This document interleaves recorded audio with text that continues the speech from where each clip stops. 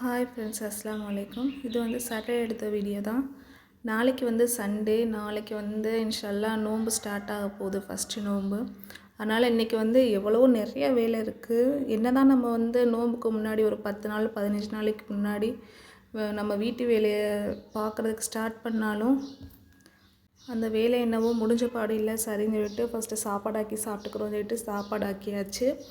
நேற்று வச்ச நண்டு குழம்பு இருந்தனால அதை வச்சு சாப்பிட்டுக்கலான்னு சொல்லிட்டு பாப்பாவுக்கு மட்டும் சுடு தண்ணி வச்சுட்டு அதுக்கப்புறம் இன்னொரு அடுப்பில் வந்து முட்டையை அவிய போட்டாச்சு. சரி, சாப்பாடு ரெடி ஆயிடுச்சு. எனக்கு, அம்மாவுக்கு, பாப்பாவுக்கு 3 பேருக்கு சாப்பாடு போட்டு சாப்பிட்டுட்டு கொஞ்சம் நேரம் ரெஸ்ட் எடுக்கலான்னு சொல்லிட்டு சும்மா உட்காந்து தான் இருந்தேன். இந்த தூக்கம் எங்கிட்ட இருந்து தான் வரும் தெரில. அதுவும் வெயில் காலம்னா சாப்பிட்ட உடனே தூக்கம் வந்துடும், சொல்ல முடியாது. சரி, கொஞ்சம் நேரம் தானே தூங்கி எழுந்திரிச்சி வேலையை பார்த்துக்கலான்னு சொல்லிட்டு தூங்கியாச்சு. பார்த்தா ஒரு 2 மணி நேரத்துக்கிட்ட தூங்கியிருப்பேன். சரின்னு சொல்லிட்டு வேகமாக எழுந்திரிச்சி வேலையை பார்க்க ஸ்டார்ட் பண்ணியாச்சு. ஈவினிங் வந்து பிரியாணி ஆக்கலான்னு சொல்லிட்டு எங்கள் அம்மா இஞ்சி பூடுலாம் போட்டு உரிச்சிட்டு இருந்தாங்க. சரின்னு அம்மாவுக்கு ஹெல்ப் பண்ணுவோன்னு சொல்லிட்டு 2 பேரும் சேர்ந்து தான் உரித்தோம். இஞ்சி பூடெல்லாம் உரிச்சு வச்சுட்டு கொய்யாமரத்து சைடு நானும் என் பொண்ணும் போயிட்டு ஒரு கொய்யாப்பழம் பழுத்து கிடந்துச்சு. அதை கட் பண்ணி 2 பேரும் சாப்பிட்டுட்டு அதுக்கப்புறம் வந்து வீட்டுக்குள்ளே வந்து பார்த்தா வீடு இந்த லட்சணத்தில் தான் கிடந்துச்சு. க்ளீன் பண்ணுவோம் நினச்சிட்டு இருக்கும்போதே வீடு எல்லாம் சுற்றி பார்த்தாவே தலை சுற்றிடுச்சு. இது நம்மளால் முடியாது, இதை வந்து அம்மா பார்த்துக்கிறட்டும், நம்ம வந்து வெளியில் ஏதாச்சும் வேலை இருந்தால் பார்த்துக்குறோம் அப்படின்ட்டு. சும்மாவே நம்மளுக்கு வந்து வேலை பார்க்குறதுக்கு வந்து அவ்வளோவா முடியாது. அதுவும் இப்போ வந்து சொல்லவா முடியும், ப்ரெக்னெண்ட்டாக இருக்கிறனால சுத்தமாகவே முடியலை. அப்படியே வெளியில் கிளம்பியாச்சு. வெளியில் கிளம்பி பார்த்தா கொஞ்சோண்டு பாத்திரம் மட்டும் கிடந்துச்சு. சரி, இதை ஃபஸ்ட்டு விளக்கி போட்டுக்கலான்னு சொல்லிட்டு இந்த பாத்திரம் வந்து காலையிலே அம்மா விளக்கிட்டாங்க. விளக்கியும் இப்போ வந்து எல்லாமே குமிஞ்ச பாத்திரம் தான். என்ன தான் நம்ம வந்து ஒரு நாளைக்கு 3 தடவை 4 தடவை பாத்திரம் விளக்குனாலும் பாத்திரம் வந்து குமிஞ்ச மணிக்கே தான் இருக்கும். பாத்திரத்தை எல்லாத்தையும் கழுவி கவுத்தி போட்டுட்டு அதுக்கப்புறம் என்னோடய ட்ரெஸ்ஸு, பாப்பாவோட ட்ரெஸ்ஸு எல்லாத்தையும் ஊற போட்டுருந்தேன். அதை ஃபுல்லாக துவைச்சி புழிஞ்சு மாடிக்கு கொண்டு போயாச்சு அந்த ட்ரெஸ்ஸை ஃபுல்லாக காய போடுறதுக்கு.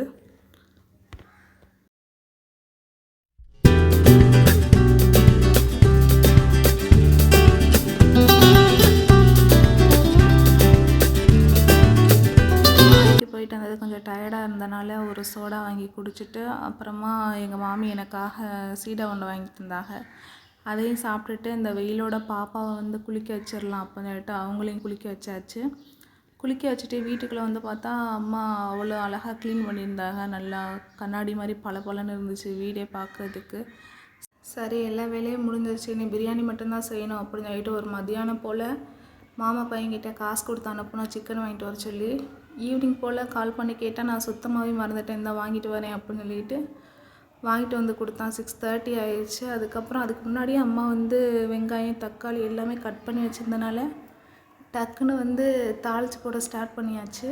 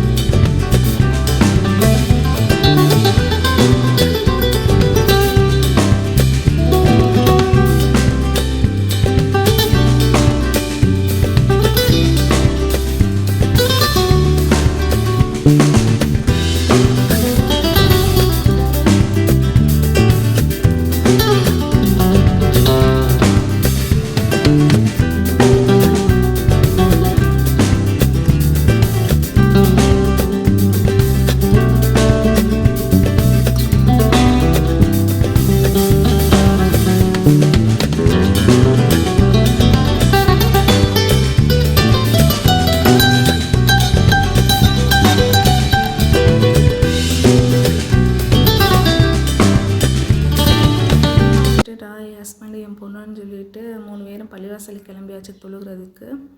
அல்ஹம்துலில்லாஹ் ஃபஸ்ட்டு தராவி தொழுகை தொழுது முடிச்சுட்டு வெளியில் பார்த்தா சின்ன பசங்க எல்லோரும் விளையாண்டுக்கிட்டு இருந்தாங்க. அதை பார்த்தோன்னே கொஞ்சம் ஃபீல் ஆயிடுச்சு.